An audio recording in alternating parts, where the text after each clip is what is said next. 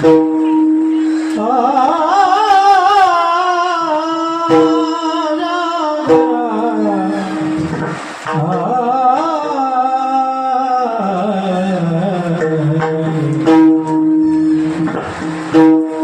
मन शंकर चक्राचे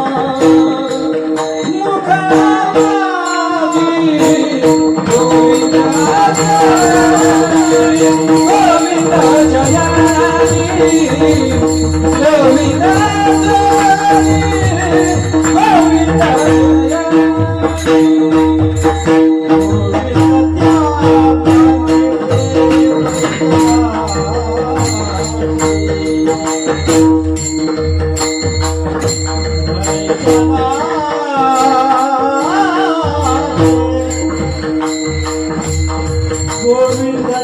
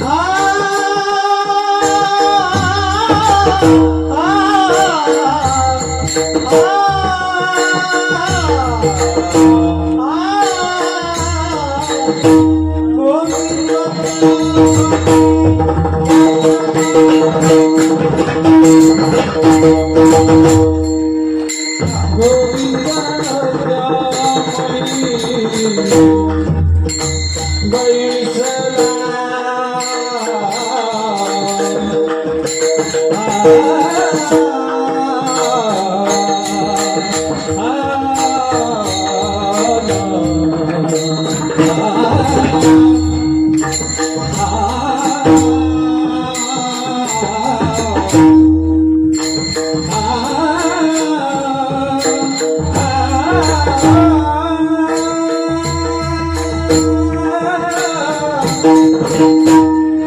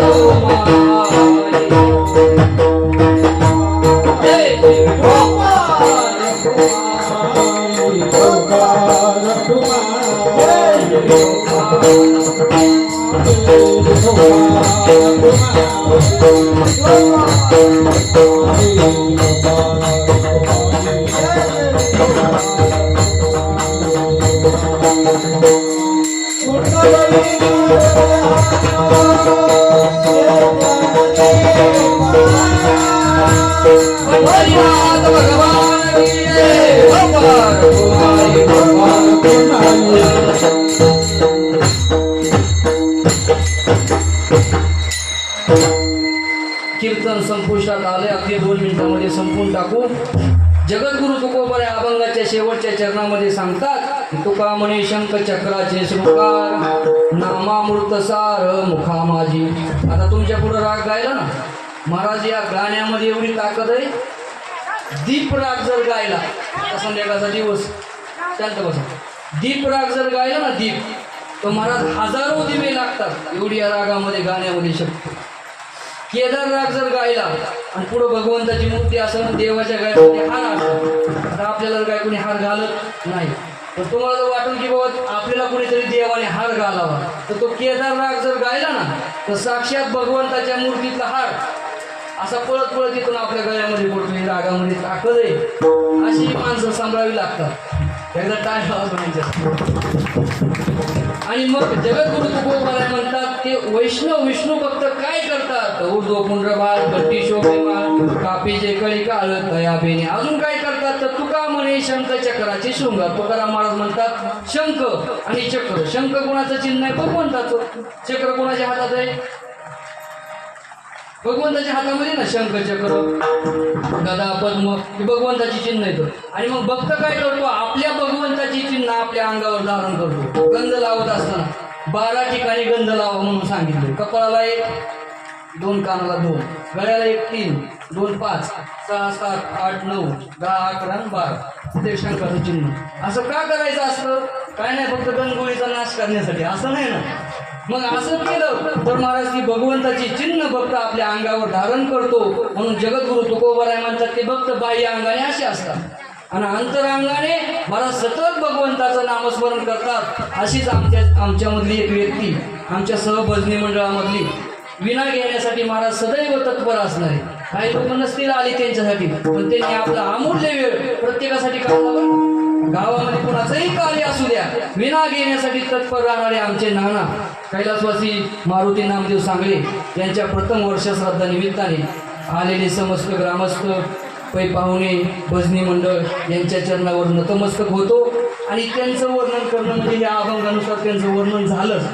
कारण आपल्या वाणीनं कोणाचं वर्णन भक्ताचं होऊ शकत नाही. जरी करणं एखादा बोलायला लागला तरी वर्णन परिपूर्ण होत नाही. म्हणून आता उभी याची माताचे ठेवीचे चरणी हेची बरे म्हणून त्यांच्या चरणावर नतमस्तक होऊ आणि सेवेला इथंच पूर्ण विराम देऊ. तरी न्यूनते पुरते अधिकते सरते करून घ्यावे तुमते विनवितो असे ज्ञानेश्वर माऊ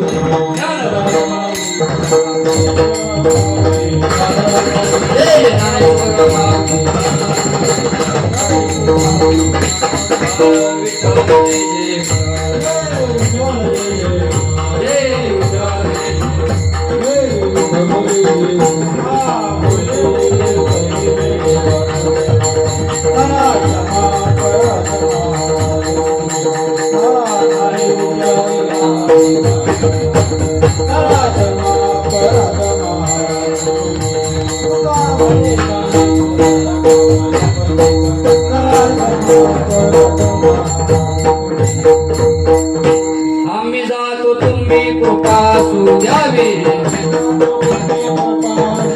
आम्ही जातो तुम्ही कृपा सुद्यावी. सकळा सांगावी विनंती माझी.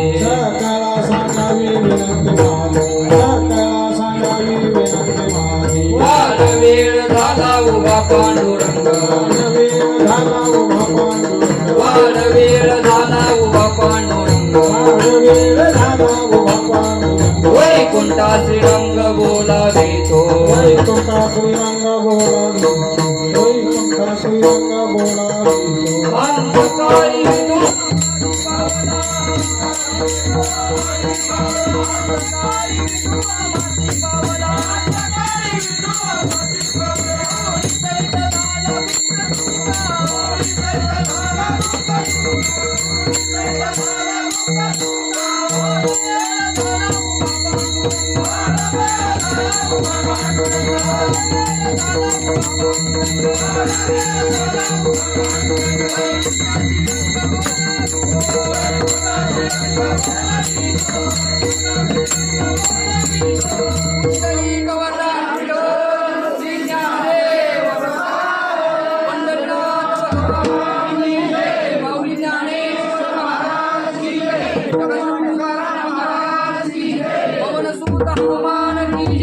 भारती ज्ञानराज